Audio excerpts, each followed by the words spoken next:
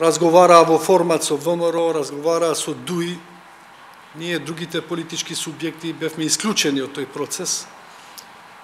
И во моментот кога не најдоа компромис или решение со овие партии, сега ни се обраќаат нам, кои не заборавија, значи, дека постоиме, и сега сакаат на некој начин да си обезбедат двотретинско мнозинство за законот. Ние уште порано, јас како пратеник, сум го искажал мојот став, дека јавното обвинителство не ги исполни очекувањата кои ние како граѓани ги имавме, односно специјалното јавно обвинителство не ги исполни очекувањата кои ние и како јавност, и како политичари, и како политички субјект ги имавме кон ова институција, која требаше да биде движител во борбата против корупцијата и криминалот, но со одредени минимални резултати и со една селективна правда, која ова специјално обвинителство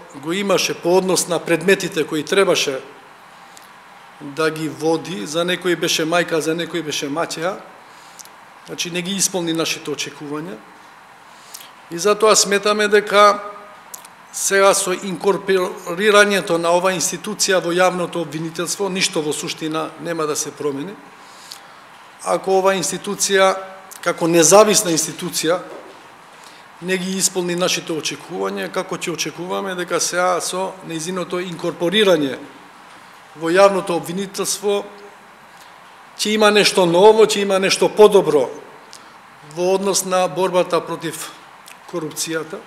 Дај да му даваме на специјалното јавно обвинителство полн капацитет, секако да им даваме нови рокови за иницирање на постапка, каде што сите тие бомби или преслушкувани разговори ќе можат се уште да важат како докази во постапката. За такво специјално јавно обвинителство сме спремни да даваме поддршка.